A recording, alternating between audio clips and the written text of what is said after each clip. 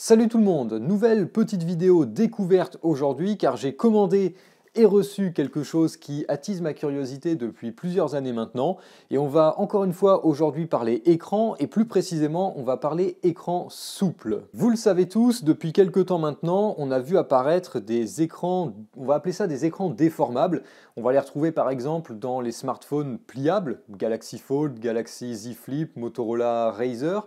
On va également en retrouver dans certains PC portables et plus récemment on retrouve même des dalles souples sur des écrans de PC. Je pense notamment à Corsair qui a sorti un écran assez original dernièrement.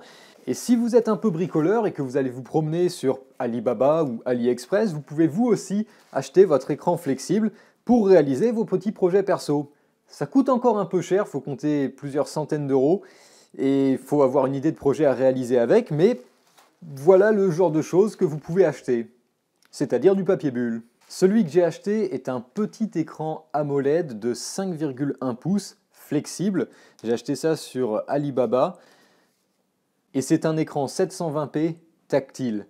La première chose que l'on remarque, c'est que c'est incroyablement fin, pas beaucoup plus épais qu'une feuille de papier. On a la partie électronique, donc avec la nappe qui permet de se connecter, un peu d'électronique qui permet de gérer l'écran, et la partie là doit être celle qui gère le tactile avec un composant de chez Synaptic. Donc c'est bien ça, c'est la partie qui contrôle le tactile. Et deuxième chose qui est assez impressionnante, c'est que l'écran est semi-transparent, vous pouvez voir mes doigts à travers, alors que de l'autre côté, il n'est pas du tout transparent, il est plutôt doré. Je préfère être délicat parce que ça a vraiment l'air assez fragile. On a un deuxième colis qui doit contenir la carte qui va nous permettre de piloter l'écran. Effectivement, on a tout d'abord une carte qui nous permet donc de se connecter en HDMI. C'est une carte qui est assez courante sur les écrans que l'on peut acheter sur AliExpress ou Alibaba parce que c'est une carte générique avec un contrôleur de chez Toshiba qu'on peut programmer en fonction de l'écran que l'on souhaite piloter. Enfin, en tout cas, que la personne à qui on l'achète programme en fonction de l'écran que l'on a commandé. Et ce petit contrôleur Toshiba permet de faire la conversion entre l'HDMI et ce qu'on appelle le DSI. Le DSI, c'est le Display Serial Interface. C'est une interface série qui est dédiée aux écrans. Donc ça définit la communication entre la dalle et le reste du système. Pour information, le DSI, c'est ce que l'on retrouve également sur les cartes Raspberry, le petit connecteur que vous avez au bout qui permet de connecter un écran. Et bien dessus, on retrouve deux lignes DSI. La particularité du DSI, c'est que ça fonctionne un petit peu comme le PCI Express, c'est-à-dire qu'il y a plusieurs versions, en fonction de la version c'est plus ou moins rapide, et il y a des lignes, et on peut cumuler les lignes DSI, donc on peut en utiliser une, deux, quatre, en fonction de la bande passante que l'on a besoin. Par exemple, cette carte avec un contrôleur Toshiba, on va l'utiliser aujourd'hui avec un écran de 5,1 pouces 720p, mais le contrôleur est capable de gérer jusqu'à de la 4K. Ou alors on peut diviser les lignes DSI pour piloter par exemple deux écrans. C'est pour ça qu'on retrouve cette même carte des fois avec des kits avec deux écrans séparés. C'est tout à fait possible.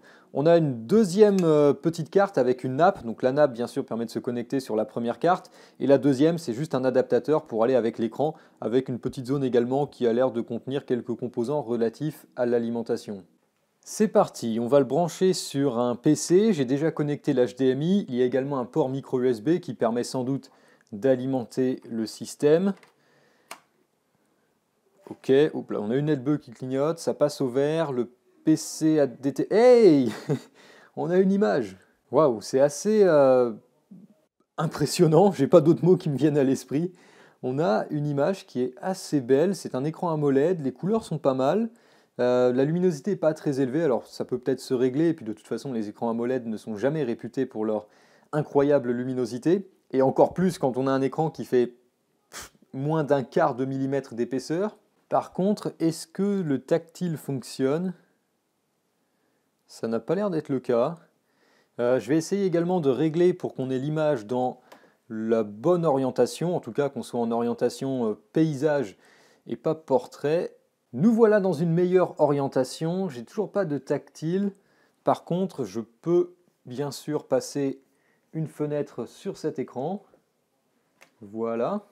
Voilà, c'est mieux comme ça, on a moins de reflets. Par contre, c'est dommage parce qu'à la caméra, on a l'impression que l'image est un peu floue, alors qu'en réalité, ça ne l'est pas du tout. Comme on est sur un écran AMOLED, le contraste est plutôt pas mal et je suis assez impressionné par les couleurs. Là encore, ça rend pas bien du tout à la caméra, mais le bleu par exemple ici est bien bleu, le rose ici est bien rose. On avait du rouge, wow, on avait du rouge juste avant qui était bien également. On est sur un écran qui est seulement en 720p, vous l'avez là, 1520 par 720. N'empêche que comme on est sur un écran de seulement 5 pouces, ça paraît pas. On garde quand même une assez bonne définition. Donc l'écran n'est pas trop pixelisé. On a un QR code qui est imprimé sur l'écran. Peut-être qu'on peut le nettoyer en frottant avec un petit peu d'alcool. N'empêche qu'on est sur un substrat plastique, donc il faut faire très attention à ce qu'on met dessus. Et vous pouvez voir également que même lorsque l'écran est allumé, il reste légèrement transparent. Vous pouvez voir mes doigts derrière, ce qui est assez rigolo. Ça me donne une idée d'expérience. Qu'est-ce qu'il se passe si on met quelque chose derrière? Et quand on met de la lumière derrière l'écran, eh bien ça passe à travers.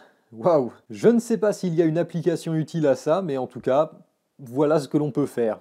Alors tout ça c'est bien, mais ça n'est pas vraiment différent d'un écran AMOLED standard. Si vous prenez votre téléphone, qui est probablement équipé d'un AMOLED, et que vous enlevez tout ce qui est inutile, c'est-à-dire notamment la vitre à l'avant, que vous retirez uniquement l'écran, vous allez vous retrouver avec quelque chose pas beaucoup plus épais que ça.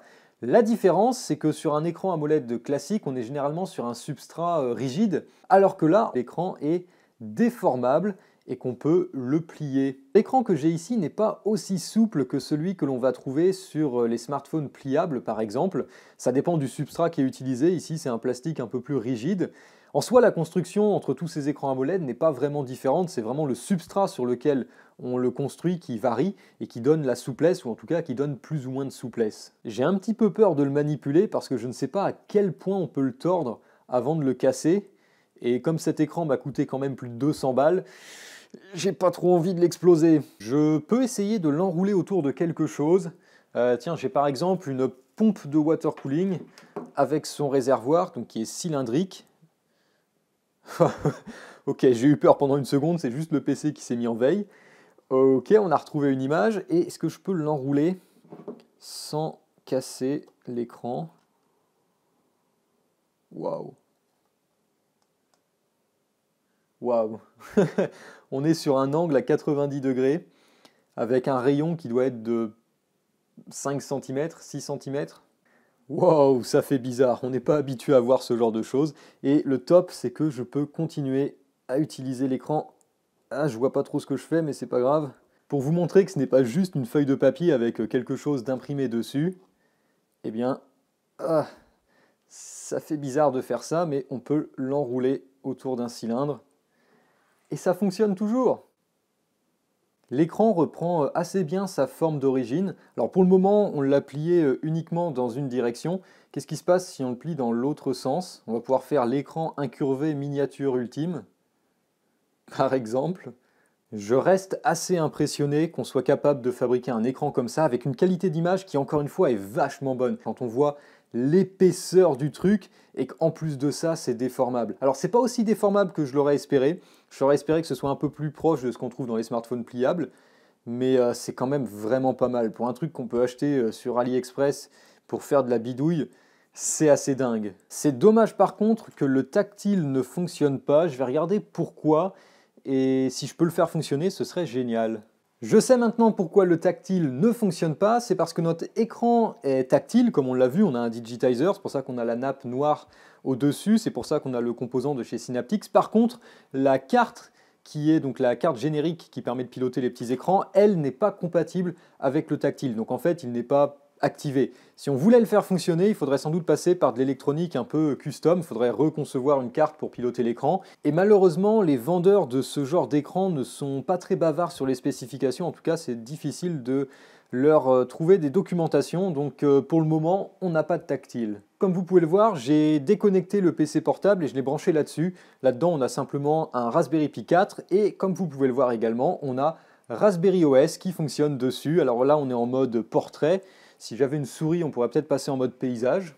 Alors, est-ce que je peux changer la configuration, ou en tout cas l'orientation de mon écran? Oups, visiblement j'ai cassé quelque chose. Ah, ok, ça devrait se remettre normalement. Ou pas.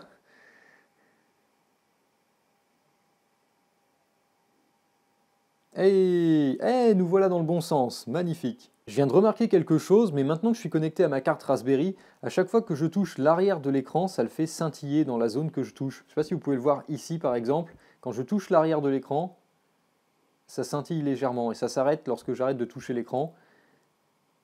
C'est assez curieux, j'ai pas remarqué le phénomène tout à l'heure avec le PC et j'ai le même problème, même en changeant de source d'alimentation. Sans doute un défaut de masse ou quelque chose comme ça, c'est assez rigolo.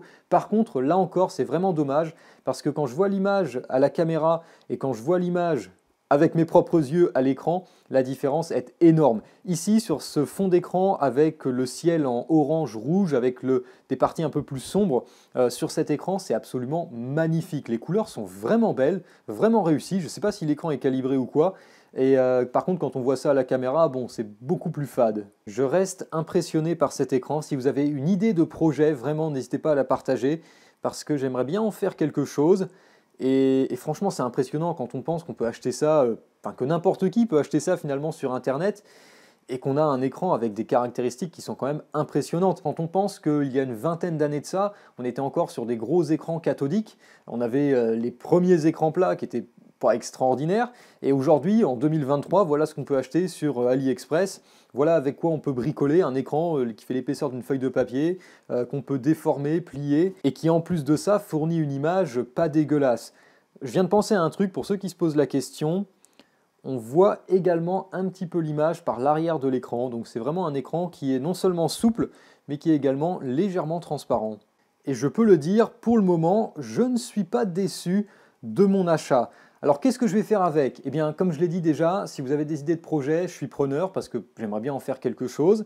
Si vous êtes curieux, vous pouvez trouver ce genre d'écran. Alors celui-là, je l'ai acheté sur Alibaba, il y en a d'autres qui sont dispo également sur AliExpress. Il existe des écrans un peu plus gros, notamment de 6 pouces, que j'aimerais bien essayer également. J'ai pris celui-là parce qu'il était assez petit, donc pour certains projets, ça peut être intéressant. Et puis, il était également un petit peu moins cher que les autres, même si au prix de l'écran, je préférerais éviter de le casser. Et en attendant, c'est tout ce que j'ai pour aujourd'hui. J'espère que cette petite découverte vous aura plu. Encore une fois, n'hésitez pas à partager vos idées. Vous pouvez vous abonner si ce n'est pas déjà fait, si vous souhaitez ne pas rater la suite. Et je vous dis salut à tous et à la prochaine.